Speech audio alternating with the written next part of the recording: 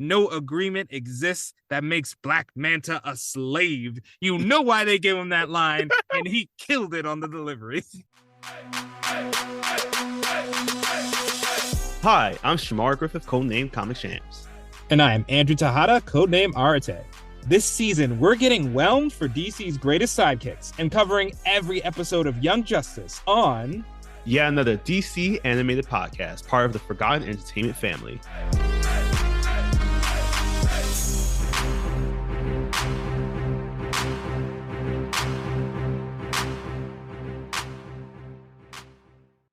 Welcome to yet another episode of yet another DC animated podcast. My name is Shamar Griffith, codenamed Comic Shams.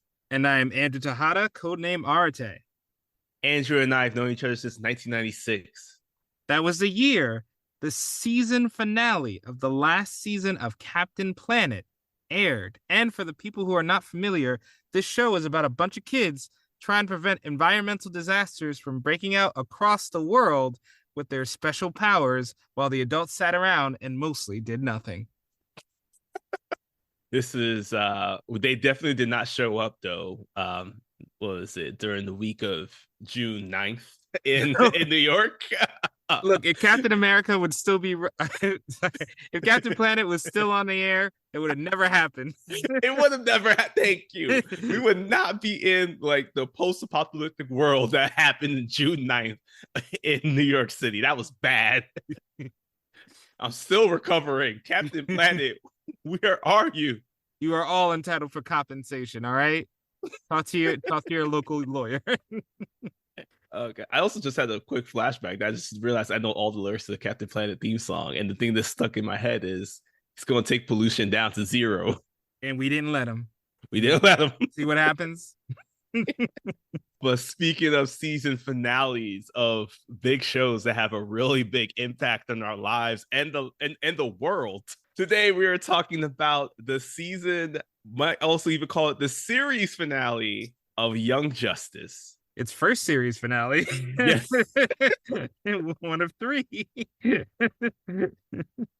This series heard no bell. It kept coming back up, but this was the toughest loss of all. This is taking place during our episodes 19 and 20 of the season. So this is what wrapped it up. This is where everybody got the news that Cartoon Network has decided to cancel Young Justice because, they didn't tell us why, but later on we did find out there are several things, such as things are happening behind the scenes.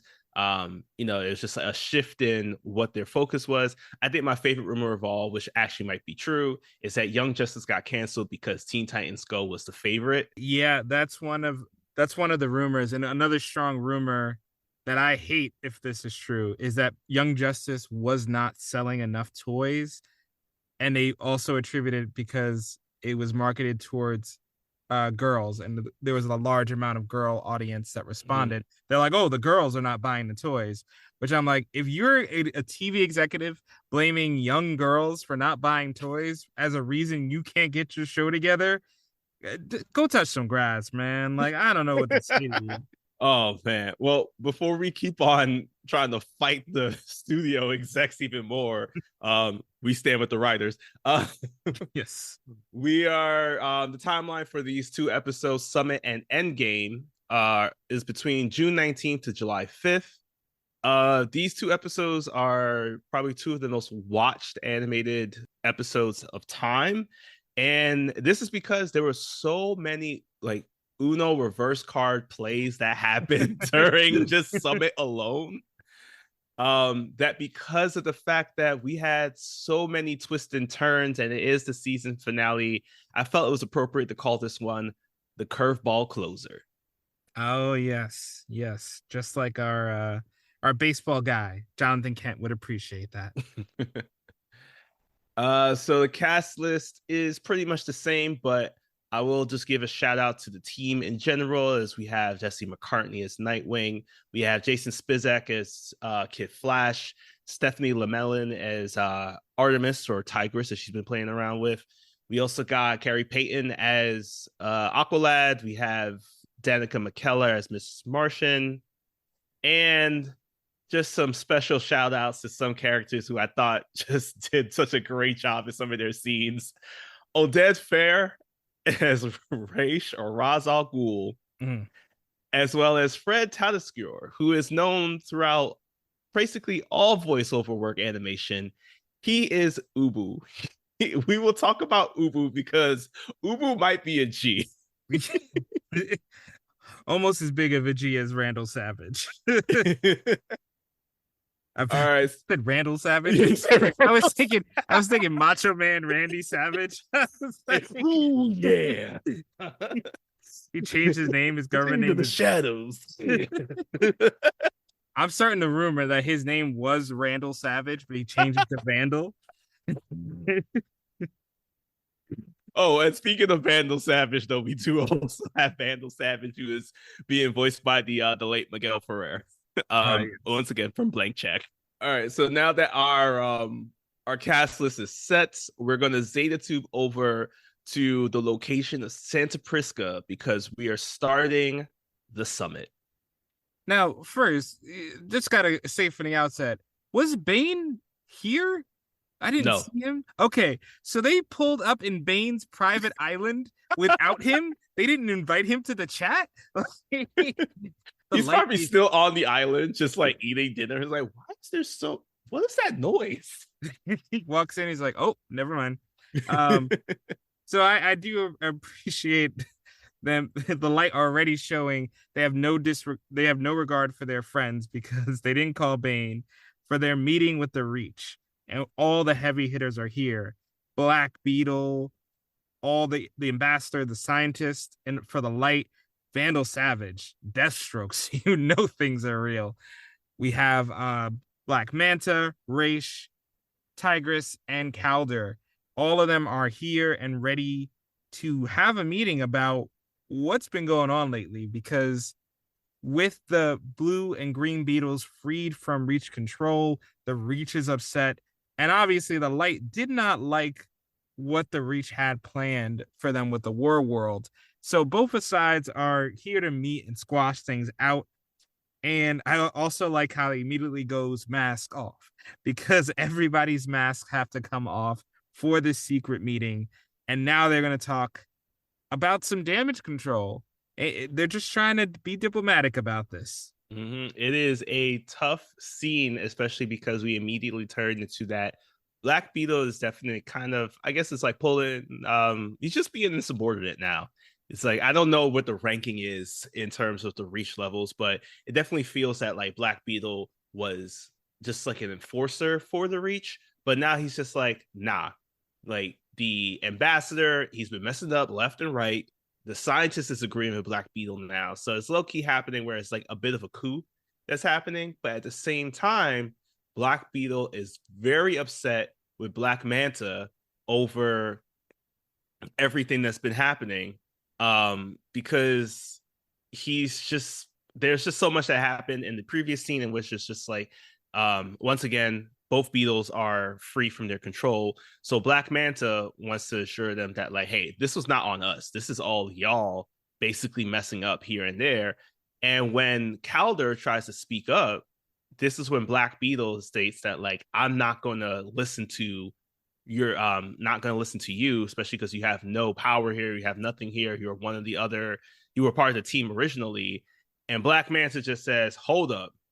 What we not going to do is talk about my boy in front of me like this. So again, a nice little pairing of just like the fatherly instinct that Black Manta has, as we see that no matter where we go, if a father's rep is disrespected, it will be answered.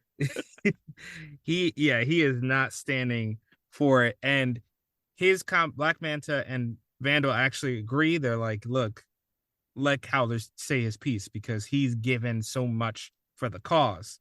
And Calder makes some good points. He's like, if the Reach had been honest about their intentions with Black and Green and about when they had first invaded Earth, we could have prepared for the temple. We could have had security around the temple. The reason why we let them in is because we had no idea what they were even doing in Bialia. Mm-hmm. So, as we know, the light let them go in very easily. Queen Bee just is like, come right on in. So we know they're lying, but we also know the Reach is lying. So it's fun to see both sides try to justify their lies. And Black is he accepts these facts, but still says, "Look, at the end of the day, let me just kill Blue and Green because they're going to be no use to us in our conquest." And this is where the real measuring starts because the Reach is saying, you know that the light serves as our the pleasure of the Reach, like the Earth is ours." And Black Manta returns with one of the best lines in this, where he goes, "No agreement exists that makes Black Manta a slave." You know why they gave him that line, and he killed it on the delivery. He did. He did. I felt that. We all rise up with Black Manta right now. Of course, though, Black Beetle did not get the memo. They almost said, even though there's black in his name. Unfortunately, Black Beetle does not get this memo. So he decides to retaliate. And now we're getting to a point where there's a bit of a standoff as a fight ensues where Black Beetle does attack Black Manta. This forces the enforcers of the light, by which we mean Deathstroke and Artemis, who is actually pretending to be Tigress here, to attack Black Beetle. And we're able to get some stop in the fight. Unfortunately, though, Deathstroke and Tigress both take a hit. This is when Tigress actually jumps in front of Ra's al Ghul, who's in the pathway of Black Beetle's attack, to take the hit on fully, to which he says that she's sorry for stepping in front of the Great One. And he responds in kind of just saying, "It's okay. You are doing some great work here. I mean, I don't blame Ra's al Ghul for being thankful for someone stepping in to save his life." But as he says this, he takes a closer look at her and notices something off about her. Yes, he spots the necklace slightly slipping, and it's nice because she's been playing with the necklace throughout the meeting. Mm-hmm. And upon seeing it, he does get a little suspicious. It he gets the sense that he's seen that somewhere before. And as they're going out, as the light and the Reach temporarily stop the fight, they're still Raish is still distracted to the point where he goes over to Artemis, rips off the necklace, and exposes her as Artemis for real. And upon this reveal, things go south immediately. Black Beetle wants to kill her for the deception because they realize if she's fake, then Calder, who killed her, is also fake. So before he can make a move, Deathstroke goes, "We take care of our own here," and assassinates Calder and Artemis with a couple gunshots because this man is cold as steel. Mm-hmm. But not without Calder leaving behind a little going away present. But before we get into that going away present, I do have to just make this comment. I just thought it was very funny that Ray snatched that necklace like he was Debo. Yes. He snatched it with authority. Like, I have never seen someone get robbed that quickly. But we were not robbed of further entertainment because, as you mentioned, Calder did drop this video where, as soon as it looked like he was passing away, his father even runs up to console him because, again, this is now the second time in which Black Manta is dealing with the fact that he's seen his son almost die before his eyes. And it's this holographic video that comes up where Calder reveals everything. He reveals how that the light definitely knew exactly about the Bialian temple, and that's why they let the team go in to try to save blue and green beetles. The other thing was that, like, the Reach was playing all along with the fact of like how many ships they had, what they were actually putting into the Reach soda as a way to take over Earth in the long game. But what they didn't know was that the light has been adding in an additive to cancel out the Reach's attempts to make the people of Earth servile, which is a SAT word that I learned today. So y'all, it's education and cartoons. So it is wild to see. And again, there's so many Uno reverse cards being playing here because the more that Calder reveals, the more that the light and the Reach are just stating that, like, okay, we truly can't be friends, because it also gets revealed that that the light, the reason why that Vandal Savage had taken over the minds of the League was to try and push the light to and Earth to be a like a top leader within the galactic empire of society in the galaxy or something. They basically just wanted to make Earth be more powerful, but they realized that they played it wrong because the Reach was the one that answered their call. So now they've been playing the long game of stopping the Reach from succeeding, while the Reach has been trying to again show that the light is just working at the pleasure of the Reach. So all this to say that Calder is killing it here as he has been killed. And we are just left here wondering what's going to happen next, because we already saw what happened between Black Beetle and Black Manta, but now everybody's at war. Vandal Savage adds the plan, adds the commentary. In death, Calder did more damage to my plans than any living person did in 50,000 years. He is twisted right now about it. You know, Calder was like probably walking through kind of like that. I can't remember what meme it is, but the coach who's walking through in the basketball locker room is just like, Oh, yeah. But he's about to get even more angry because Artemis and Calder immediately stand up, and it's revealed that Deathstroke isn't Deathstroke. It's actually McGann shapeshifting in disguise. So kudos to her for behaving like Deathstroke and fighting like Deathstroke in that previous battle. And not only that, but the team is on call. So we see several young heroes show up in the cave, and ninjas that Vandal Savage has, probably Roz as well, come down from the roof. And, Vandal's like, I've had my fill of your interference. Do not expect to survive. But guess what? Some of the ninjas are also the team members. So again, it's Uno reverse, draw 4, Uno reverse, draw 18. It keeps going back and forth. And now the fight is really going to start in earnest. I do want to mention the quick the quick aside of Superboy is an issue, but we'll kill you later after the rest of these children are bleeding on the ground. Damn, Vandal. I'm telling you, these villains be cutthroat. Ugh. But in response to that, actually, Wally does show up and says, "Hey, Vandal, did you miss me?" As a nice little callback to season 1, where the two of them fought it out in the snow. And I don't know if we ever actually called that fight. Did we decide who won that? Actually, No. all I think right. I was kind of undecided. Yeah, so we're gonna keep on going to see who wins it in this time around. So now that the we have again, this is the League of Shadows, I believe. Those are the ninjas who popped up. They appear, they're fighting against all the team. They are losing left and right. We do see that we do see some other members of the league are also Lagoon Boy and Beast Boy, who are just taking down everybody. The craziest thing that does happen though is that Raish is just trying to call for some just a stoppage of the fight, or even to just say like we have to get along with the meeting, we have to just find a way to escape.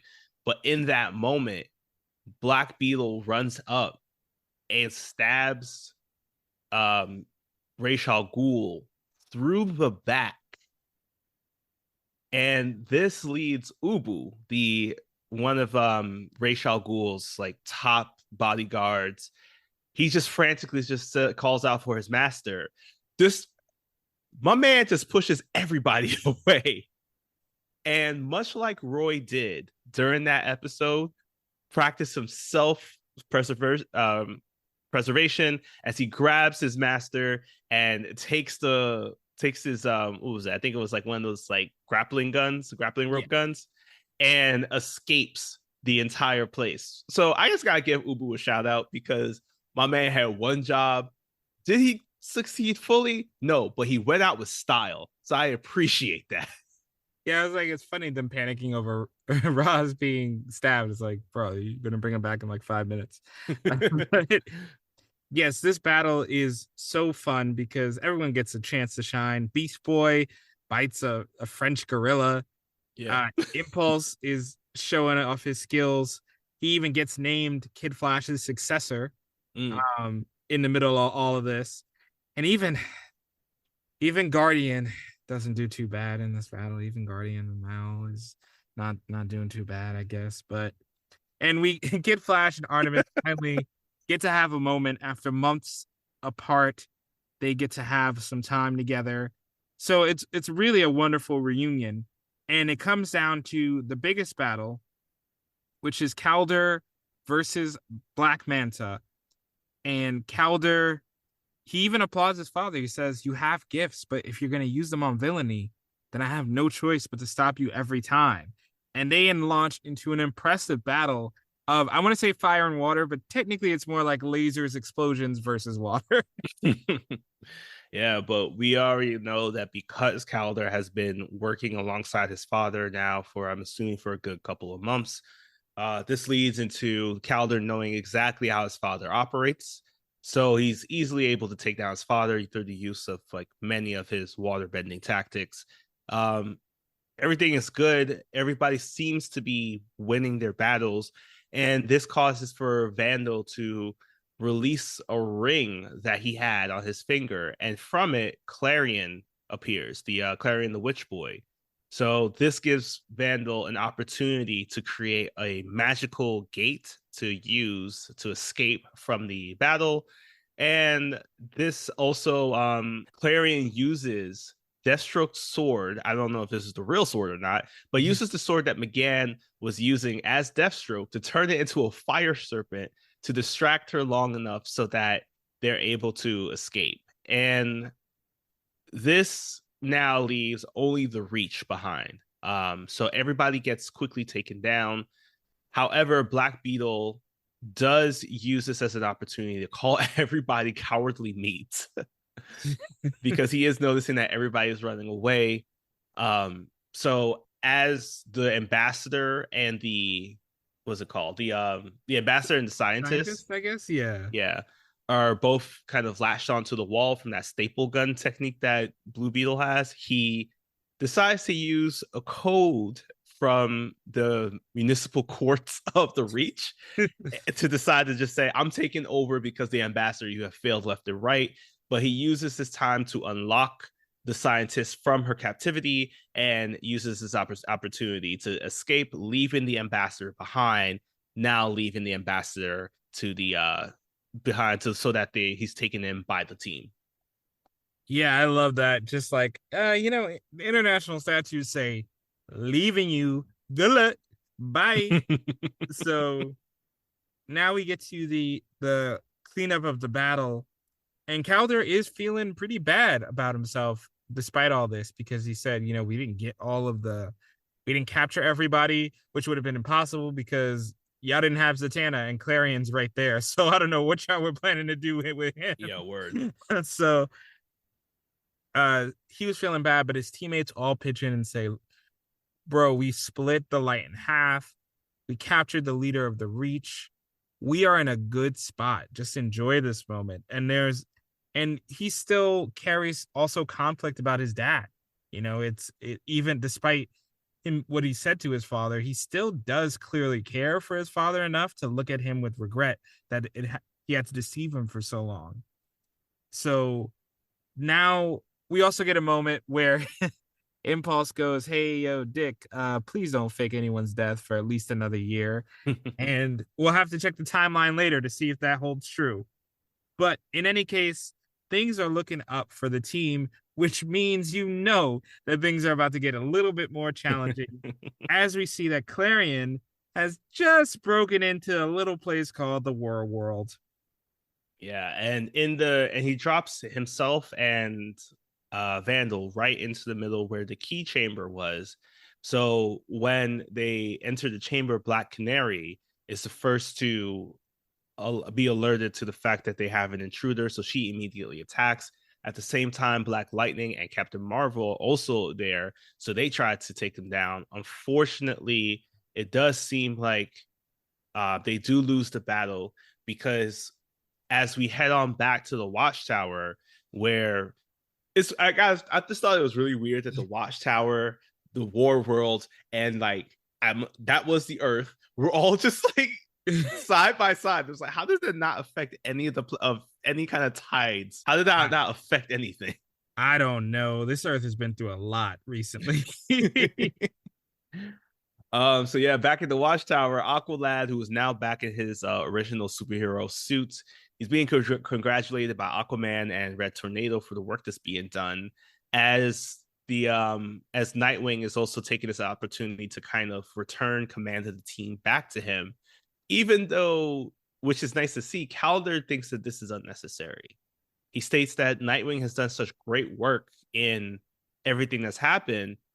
Um, but Nightwing states like, I do want this burden off my back. So it's nice to see that this moment from back in season one, where where Calder had to reluctantly take on the role as team leader, is now at a point where it's just like, we can actually interchange this and there'll be no problem with it whatsoever. Because again, he did it to save Robin from Robin's always being known to lead the junior teams and whatnot, to know that like, hey, this team doesn't have to have a Batman, Bat Family students be the one to lead it. We can change it back and forth to now being growing into like this wonderful moment to see that Nightwing and Calder are friends. And I also think Nightwing was trolling a little bit. He's like, yo, you remember that time I wanted to lead? Well, right back at you, boy.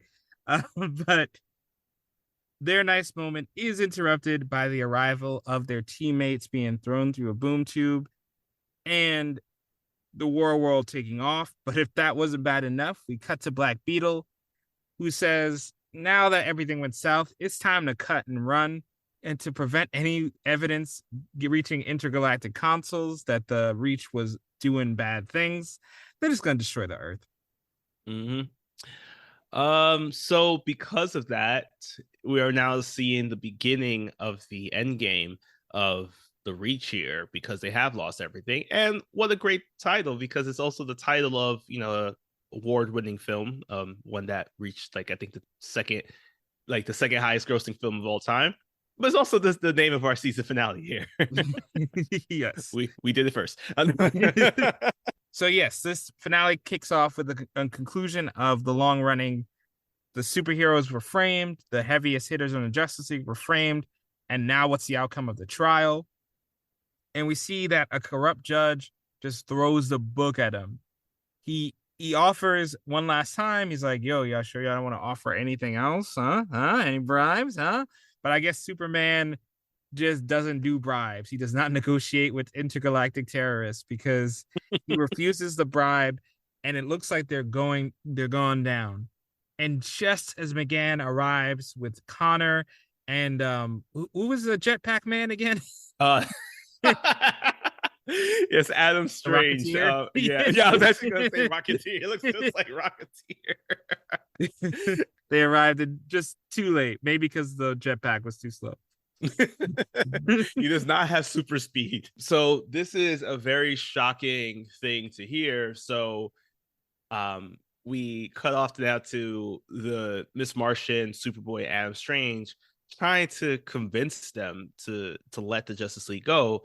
But meanwhile, back on Earth, back in New York City, it's turned into a point where Black Beetle again has taken charge. So he's just like, I want to get rid of this planet. I want to get rid of any trace that we were here. But the scientist shows that, like, unfortunately, they've already been infiltrated, as we see that Aqualad, Blue Beetle, and Green Beetle have arrived on the Reach ship, leading to a very big battle where they're able to take down mostly every Reach agent that's on there, including the scientists. So now this leads into a battle between Aqualad and Black Beetle, where they're going back and forth. This is like, you know, Calder has been on the wrong side for so long, so he's got some pent up aggression here. Unfortunately, he does lose this battle, which turns into a battle of the big bad Beetleborgs. Yes. I mean, and I do like that it is very consistent, because if Superboy is not taking down Black Beetle, then yeah, Calder's not doing it. So during this fight, we see that the Scarabs could, in theory, overwhelm Black Beetle, but Black Beetle has one secret jutsu that he hasn't pulled out, and he's able to instantly destroy a Scarab on the spot. So he kind of does that, just does that to Green Beetle, and Green Beetle only survives because of Martian physiology.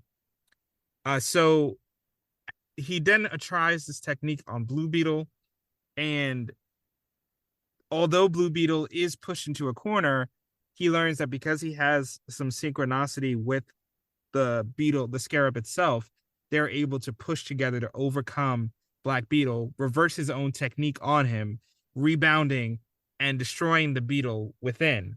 So this is seen as a huge victory until Blue Beetle goes, "Oh man, what did you do?" Because he realizes that Black Beetle has set in motion a plan that will destroy the world with a bunch of natural disasters all at the same time. And so now this calls for all hands on deck, but of course we have to release the hands that have been captured. So we're back in this Rimbo courtroom where the tribunal are listening to Superboy and Miss Martian speaking about why they should let go of the Justice League, and it's because they have all this evidence. But the thing that is causing the tribunal to not want to let them go is because, again, the Justice League didn't give them mores. Um, we know that as bribes. So Superboy and Miss Martian, realizing this as well, they decide that maybe this is a chance to entice the tribunal to let go the Justice League and release the information about what was happening on Earth, so that by seeing this crazy case play out the way that it did, it would entice more planets and more systems to connect with the Galactic Federation that's connected here, that's connected with the Tribunal, so that when more crimes come up, they can get more mores. I am mixed about this because Mhm. it first of all, it's funny. It's funny Yeah. and it's exactly how politics would realistically work. Oh yeah, 100%. I saw no lie. um, but I think because it's been such a gap since we've been in this storyline, Mhm. and seen the court in action. I think was it 5 or 6 episodes ago the last time we saw the court in action. Yeah, because that was about episode 10. It was like before the dawn. Yeah. So about halfway through the season. It's been a while. Yeah, so it's not clear about the timeline of this court. If they were waiting for something, what do they do outside of persecute superheroes?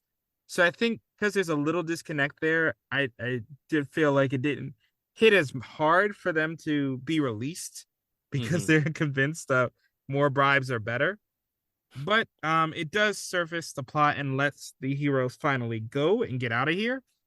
And while they're finally shaking off those handcuffs of freedom and getting lowered, raised from the elevator dungeon they were lowered into, um, back on Earth, Luther shows up and he goes like, "Guys, I have a contingency for everything. I'm your world's Batman when he's not around. Uh, and I have anti-reach software that you can use. And I got a plan to and how to implement it. So right before we get into the details, we get a quick exchange with McGann and Connor. They finally get to talk, where Connor reveals, "Oh, I'm not dating Wendy. I'm helping Wendy date Marvin." Apparently, okay, sure, I don't know why. You know what? To each their own. yeah, Marvin, Like, okay. did we actually ever forgive Marvin for that whole thing that he did on Halloween with the like trying to create the War of the World scenario with that episode of Secrets? The episode that I found out recently that some people like. Well, here in this court, Secret is still dragging the series down because that Marvin reveal made no sense. But in any case, now that we've got their connections, it's time to hear the plan to save the world. Yes. So as stated in the mission report, there are about 20 um, MFDs, magnetic field disruptors, that the Reach had placed throughout all around the Earth. So it's unsure of what will actually happen. It does feel like this is one of those cases where if you mess around the magnetic field, I feel like the Earth will be pulled apart. But Mess around with the apparently, field and you'll find out. Well, yeah, because there's apparently it causes thunder and lightning and a bunch of like natural disasters, as you mentioned. So the plan is to take these devices, this anti-reach software, these like tubes that Lex Luthor has given the information to Blue Beetle to create the tubes and attach the anti-reach software bubbles which Blue Beetle is creating as Lex Luthor is passing him the code so that he's able to create one by one. That way, the team will then split into teams that will consist of 20 teams in total. So we have reached up to the Theta Squad, apparently. Um, Oh, I guess it's a nice little thing if like Endgame is the end and then it's just like the Omega is supposed to be. I don't know. Maybe I don't know if there's Omega Squad, but besides that, each team of two is going to go to the different locations. So what happens is one person would distract the two reach drones that are floating around the device, while the other one will sneak behind the enemy perimeter to attach it, thus ending the whole system. So we get some very nice, cute moments like we're in Paris, where this is the first time that Kid Flash and Artemis have been together since the whole time when they decided to do the espionage tactic. So Kid Flash is just having, just reveling in the fact that he's able to be with Artemis again, saying that like, Paris is here, it's wonderful, we should definitely check it out when the world doesn't need to be saved. And Artemis states, "Hey, you know what? The world's always going to need to be saved." As the two of them are able to take down their like MFD here. Yeah, and I like also like that the concept that they did rock paper scissors for each of these Mhm. teams. That's not confirmed in the show, but I think that's what happened of who gets to distract and who gets to disarm. So yeah, we also see, I guess for some reason, Lagoon Boy and Aqualad trying to do something about trust. I get to Mhm. resolve their long running plot line of distrust and mistrust. It's fine, I guess. Because but it does give us more Lagoon Boy, which is always a negative. Uh, Also, it tells us that Calder willingly gave his spot up to Lagoon Boy because he states that like, well, do you think I would have trusted anybody else to take on my role as a team? And I was like, when I heard that, I was like, please, dear Lord, don't let it be leader, because I refuse any more Lagoon Boy.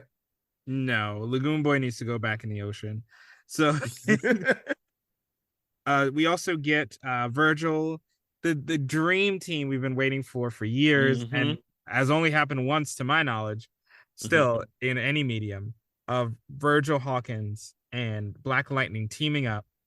And Black Lightning says, "Yo, if you need a mentor, I got you." It's like, of course, y'all both have lightning powers. Y'all both black. Come on.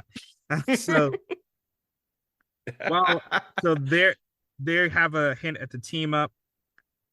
There's also who is on comms? That's what I was gonna ask you. Who is on comms during all of this? Who is that? Oh, so that is Snapper Carr. We remember him from in the first season, he was the teacher slash principal of the school, who then turned into the tutor for the team. But we also know that Snapper Carr does know everything about the Justice League because he was the one that was a part of the Make America Normal Again thing that I was talking Mhm. about back a couple episodes. So yeah, that Snapper Carr seems like everybody's cool with him now. Um, I guess we needed to get somebody since Mal decided to go into the field. I don't know why. I mean, we might as well be running the thing, you know? Right, exactly. The two of us will have that situation handled. I guarantee you. So, in the midst of this, we also get a quick shot where Savage shows up with the War World in the middle of the galaxy and says, basically, I'm Vandal Savage. These are reasons A through A about why you don't mess with Earth. And if you have any questions, please talk to my huge battle moon Death Star. All right. See ya. And he dips. So now that the war world is established, it's out in space somewhere. All of the chrysalises seem to be taken care of. But that's when Lex reveals there was one more hidden by the ice. And when they get there, when Flash gets there, he realizes it's already gone to a bad state. It's already too late to stop it. and Earth is doomed to have no season 3 of Young Justice. Yeah, because as he runs there, he's joined by Impulse. Because again, Impulse does reiterate that you do need a team of two, one to distract, the one to place the device. Fortunately, as you mentioned, the energy is already flowing. So this is when Lex tells Flash that he just needs to run. And Flash is just like, hold up, we don't run from nothing. And Luthor tells him, I meant just run, not run away. What's wrong with you? We on comms. Do you not recognize it if somebody's not whispering it? So at this moment, Lex reveals that if they run into a vortex in the opposite direction of the energy flow, because it's animated to look kind of like a tornado. So very much like in the pilot episode of CW's Flash, basically it's just trying to counteract the wind flow. So he tells Impulse and Flash that if they keep running the opposite direction, it would dissipate the energy that's being coming off of it. And or rather, sorry, it was their speed was siphon off the energy from their speed trails, which brings into the question like, do they have enough energy? Which is immediately questioned, also asked by Artemis, who looks over at Wally, but Wally has already gone through the Zeta Tube to go and help his mentor and his future replacement. Yes, so they get there, and as they're running, Kid Flash is able to give them a boost. I recognizes he's not as fast as them, but he can push them over the limit. So right as Kid Flash gets there, he gets there first because there's no Zeta tubes in the area, so everybody else has to come via ship. So he gets there, and Blue Beetle does an analysis and says, soon one of them is going to cease with this plan. And by that, he means that because Kid Flash is the slowest, all the energy they're siphoning is running into him and is causing his body to fade away. So he, in Kid Flash, soon recognizes this is happening to him too. He says, man, Artemis is going to kill me, but he has to do this. Otherwise, Artemis and the rest of the Earth will disappear. So, in the middle of this crisis, Kid Flash fades away while Flash and Impulse finish and destroy the chrysalis and its energy. And it does bring the season full circle, as it started with one of the heroes faking their death and us thinking that a hero had fallen, but now it ends with a hero truly fallen as Kid Flash disappears in the middle of this crisis. And it's hard to see too, because we also see that Barry is he's hearing Kid Flash, he's seeing Kid Flash fade away. He even tries to give him a tap on the shoulder to be like, come on, we're gonna push along. But as he tries to like grab him, he does fade away. As the energy dissipates, we see that everybody is rejoicing except for Flash and Impulse, who are just sitting in the middle, just distraught. And this is where everybody's saying, "Good job, you did it, we saved the world." The first question that comes out of Artemis's mouth is, "Where's Wally?" To which Flash walks up to her and has to tell her the hard news that he's not here, but he did want you to know that he loved you. And she just breaks down, starts crying. Um, Miss Martia's she comes up to just go and comfort her, because there's nothing that can be done at this point. It's like we lost all trace of Wally during this battle. Um, our next scene goes right into the Leaguers kind of returning from Rimbor, and they're seeing the destruction of Mount Justice. So they're wondering, hey, are we too late?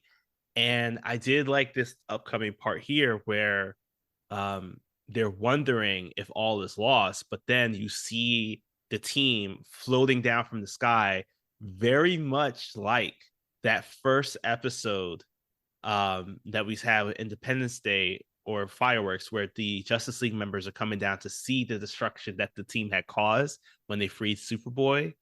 Is also Mm-hmm. synonymous to that same scene where it's like Tim, Lagoon Boy, and I can't remember who was the third part of that team. They're all like in the water, and all these like larger than life heroes are floating down from the sky to come and meet them. So now we have it where that scene is finally reversed and feels like the title has kind of passed off like who are the true heroes of the world.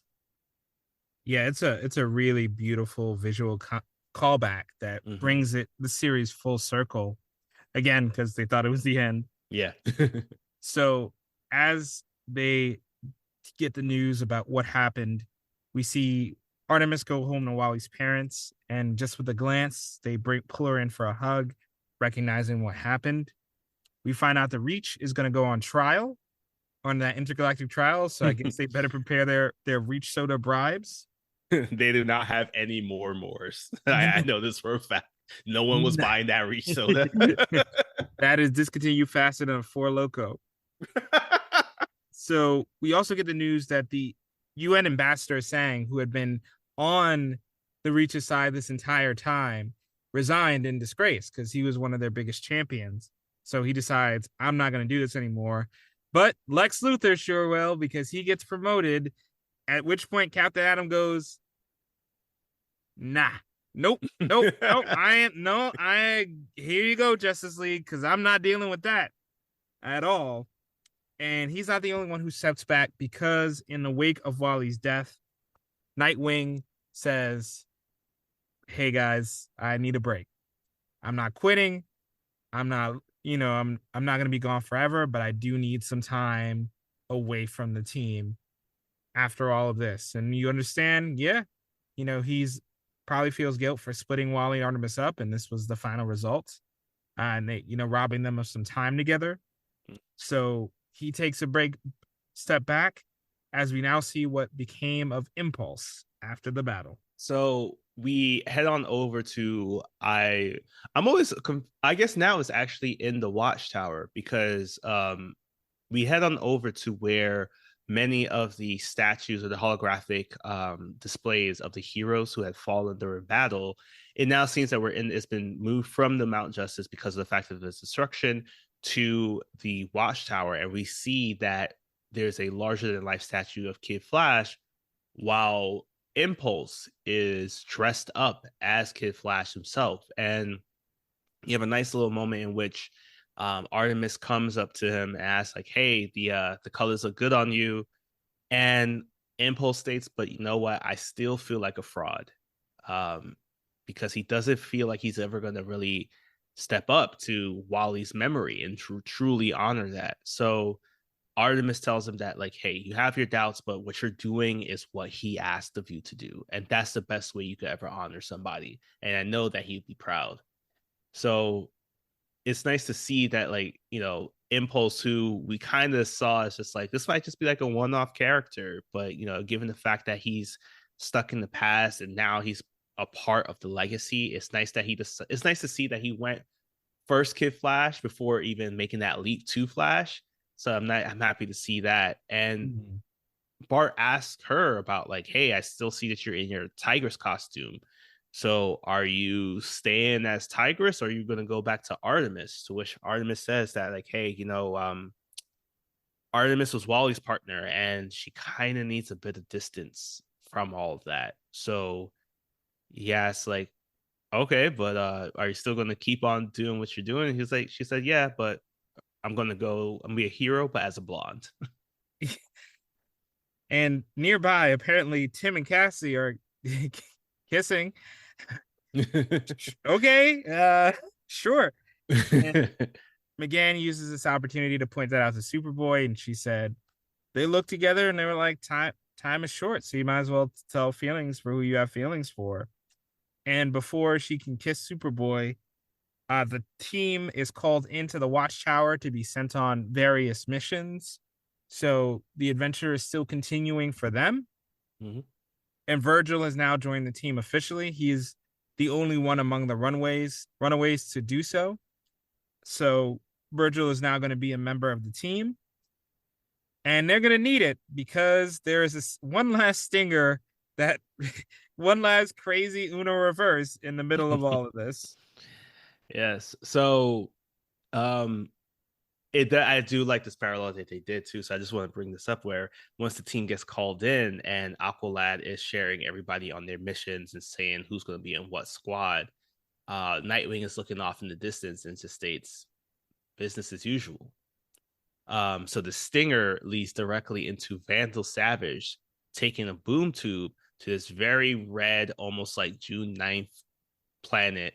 Um, and it's him on Apocalypse, where as he's walking through, we see the likes of Desaad from season 1, as well as G. Gordon Godfrey, who are on this thing. And down at the end of the walkway is Darkseid, as the two of them grasp arms like Carl Weathers and Arnold Schwarzenegger in Predator, and Vandals just states business as usual. So that's it. That wraps up season 2 of Young Justice and Invasion.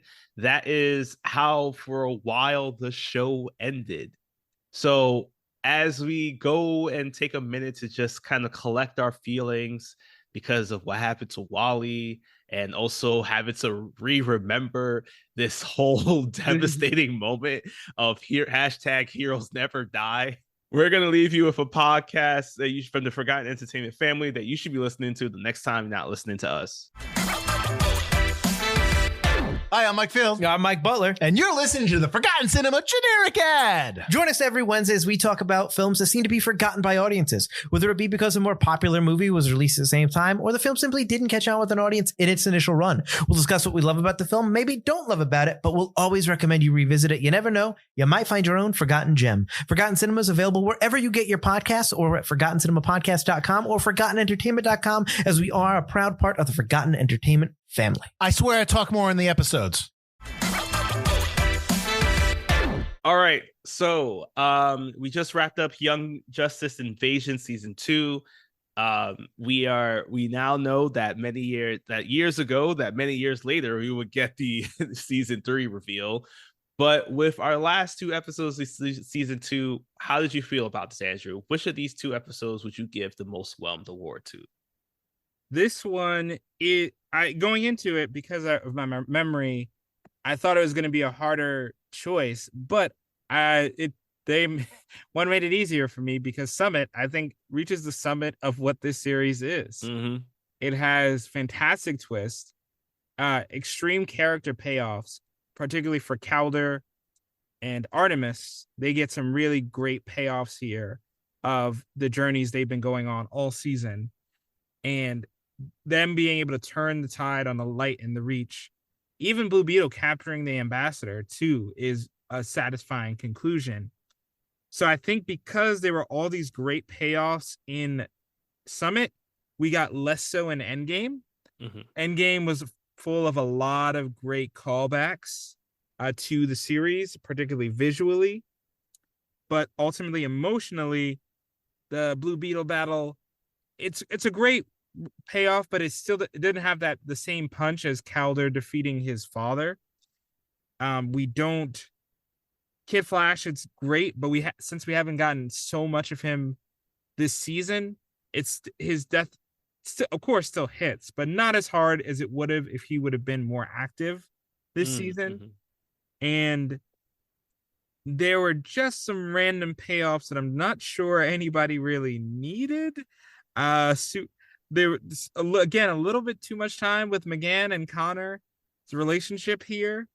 I get why, but I feel like one scene could have worked for 3 that they had in here. So those are my main gripes, just holding Endgame back from being completely flawless. And I'll address something else about Endgame in a new section after we hear what you thought. What was your most whelmed episode here? Yeah, I'm gonna go with Summit also. I think that writing wise, it's wonderful. I think also just again, like, it was just really cool to see so many moments in which it's just like, we have Black Manta versus Black Beetle, those like conversations that they're having, and it really helped to wrap up everything that we've been experiencing since that finale in season 1 of what's happening, what's going on, why were certain things done the way they were done. So to kind of have this nice little bow added to this whole show, it was I think that's what put it ahead for me. Endgame, it was a great episode. It was a lot, but I think what ends up happening here is that it's just so much thrown in to about like 20 minutes of animation. Because what you're doing is that you're seeing that they have to fight against the Reach. They have to uh, get the heroes, the ones that were on Rimbor during the whole trial. They have to get them up to date about what's going on, and then those heroes have to immediately jump in to start saving the day and split off into these teams of trying to decide who's going to stop what. While at the same time, they've probably have never worked with some of these characters before. Like we're seeing team ups between Virgil and as Static, and Virgil and Black Lightning. It's cool to see, but at the same time, they've never worked together. So I don't know if it's he does compliment the fact that he does know how to throw around the lightning, but at the same time, it's just like it feels as if there should have been more mistakes happening there because Virgil has not done this level of superheroism. He's been mostly taking down Reach Sokola signs. This is a whole you have to evade something firing at you at the same time as trying to attach a device so that you could save the day. I don't think it would have gone down as smoothly as we saw it. No, yeah, I mean, it really does say something. Again, this is timing more than anything and the limits, the constraints of what they had to work with. But we don't get to see the moment where the other team finds out, where the other runaways find out what's going on. They retire off screen. I'm not even too sure if they helped in the they did. They were a part of, they do mention that Asami was a part of one squad. But again, like, yeah, I would kind of wish that we saw that moment. Yeah. And to furthermore with your Justice League point, storytelling wise, it does make it seem like the Justice League was off planet, so they couldn't help with the final thing, and we got the result we got. But quite honestly, even if the Justice League had been there and you just wrote in what 8 to 10 more devices, the result could have been exactly the same if they couldn't find one. Because I believe, you could say Superman missed it too, and Flash is fast enough, and maybe Superman, and maybe they were trying to avoid like Superman helping. But again, I think that's something you can fix on the writer end, instead of putting the heroes out of commission just conveniently long enough for them to miss the final battle. Yeah. And then the other thing about Summit as well that puts it over Endgame for me is that like it shows definitely just like it's the show that it's the episode that made me put me more on the edge of my seat, because as soon as we saw the whole Ra's al Ghul is noticing something is off about Tigress and he immediately snatches the necklace, that in my mind is just like, okay, everything's falling apart now. We don't know what's going to happen next. But with Endgame, it does feel like a very linear story where it's just like, I know exactly how it's going to play out. Wally's death, as shocking as it was when I watched it the first time, and even when I watched it again now, it did feel like something that could have happened. Like I could definitely put that on my bingo card. Yeah. We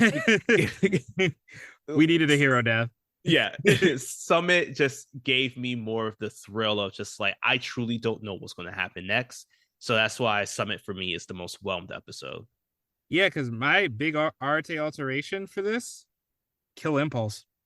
Yo, I was actually just thinking that, because like technically Impulse doesn't do much to the timeline. Like if he just gets taken out. No, yeah, Impulse didn't die in the future, but it was going to go that way because Jack Blue Beetle ruled the future. So how fitting would it have been and what a great twist to set up this whole episode. You're like, oh, you're going to take the mantle of Kid Flash. You're going to do all of this in the future. But instead, Impulse says, I'm not supposed to be here, bro. And in fact, I'll come back.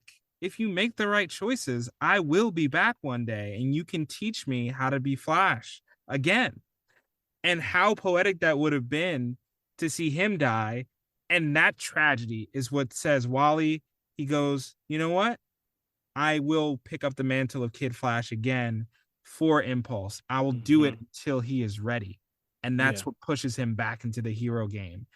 That would have been a stronger conclusion.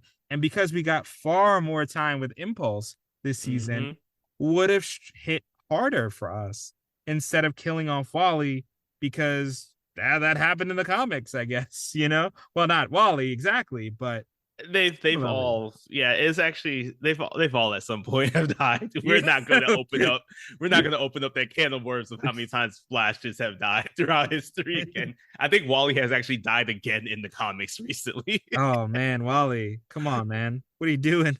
But yeah, I also think like I would have loved to see maybe if during that moment in which she says like, okay, you know what, I'm Impulse is like, I'm gonna save Wally, realizes what's going on, like take a moment, maybe it's just like, I know his name is Impulse, and it's just like he acts on Impulse, where he just like he does notice something is off with Wally and decides to push him out the way, takes majority of the hits.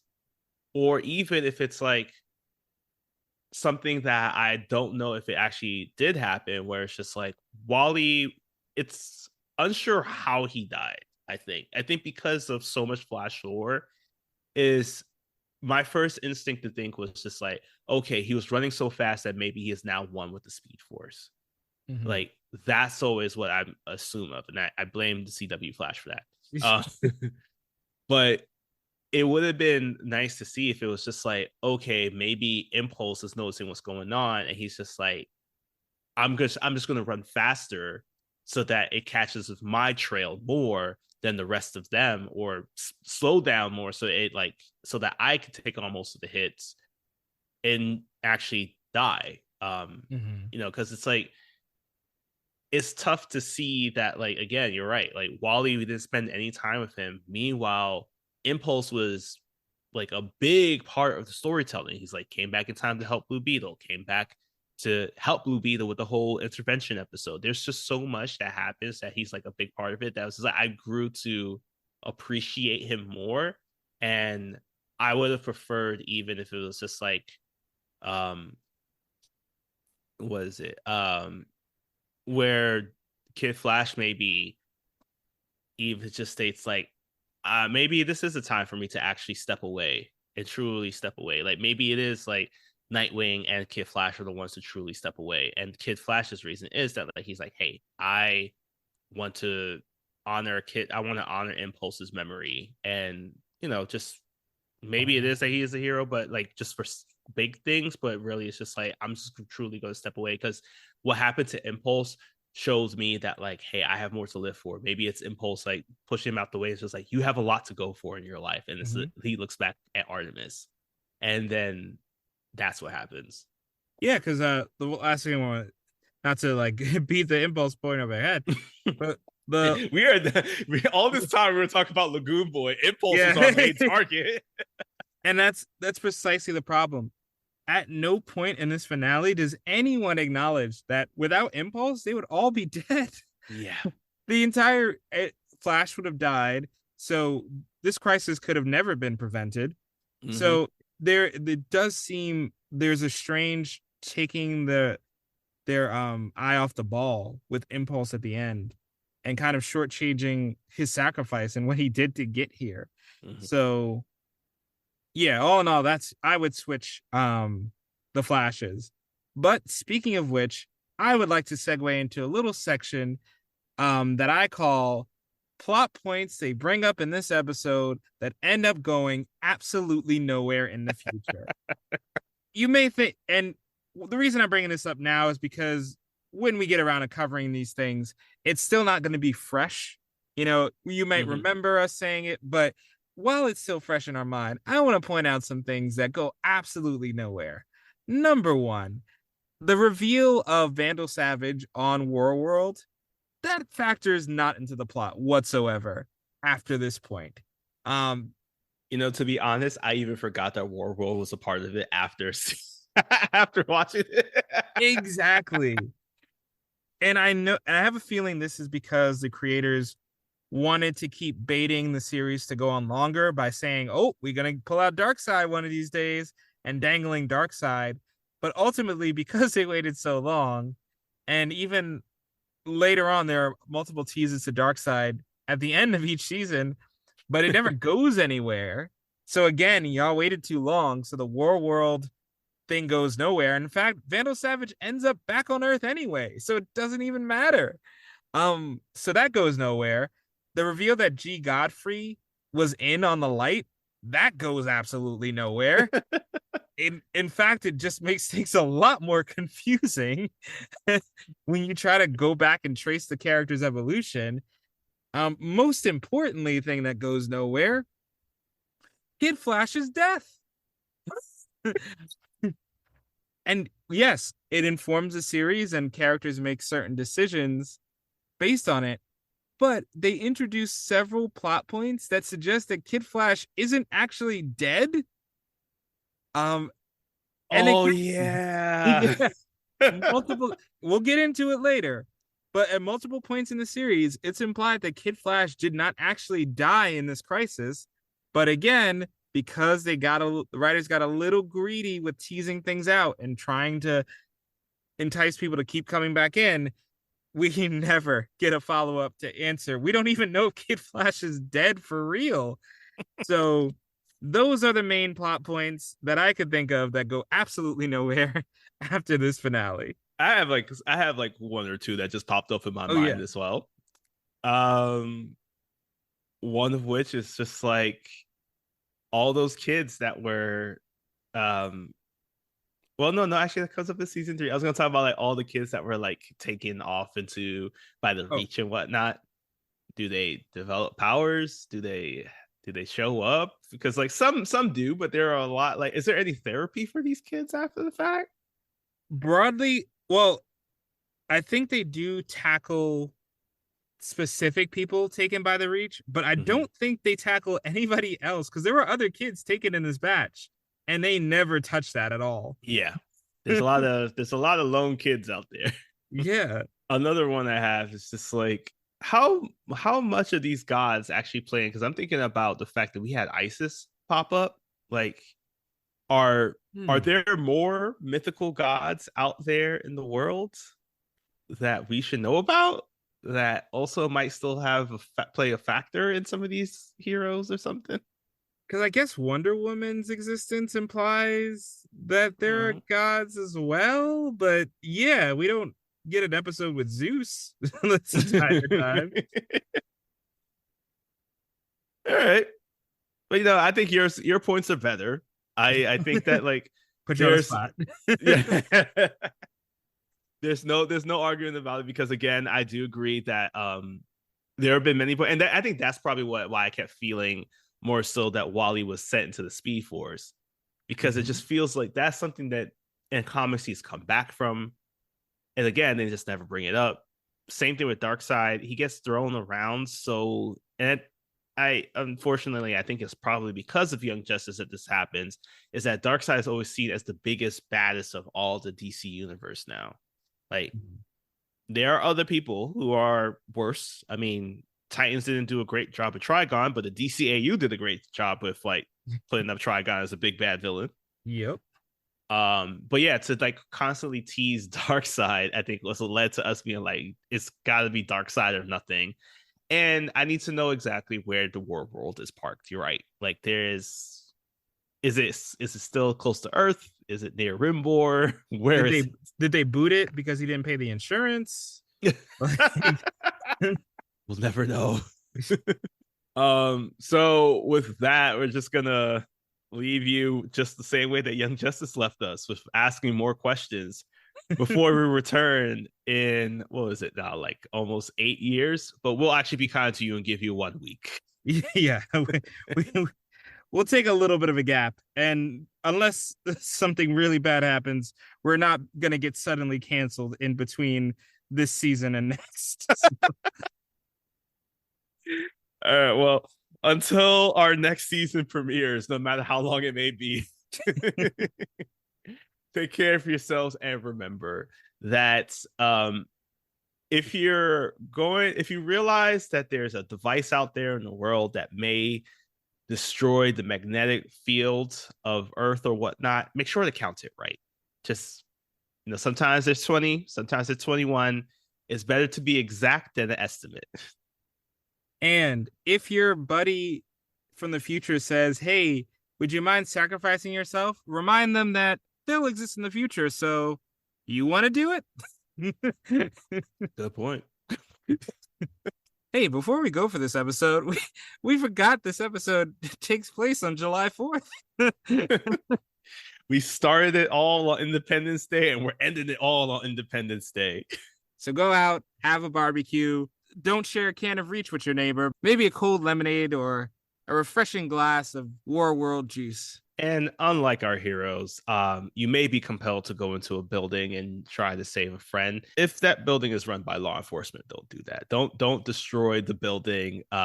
Superboy can make it out July 5th. It is okay. Stay away from those fireworks. Let the professionals handle it. Like Malcolm. Malcolm's all over it. Call Guardian. He'll take care of it. He's fireproof, I think. It'll be fine. Yeah, don't call your local Martian to help with the fireworks, please. Don't do that. Yeah, leave McCann out of this. Happy 4th of July.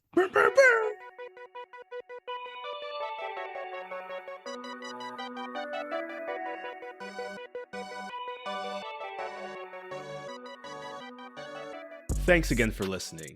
Yet another DC animated podcast is a proud part of the Forgotten Entertainment family. If you liked what you heard, leave a review and share us with a friend. Also be sure to follow us wherever you get your podcasts and on social media at YA DC Animated Pod.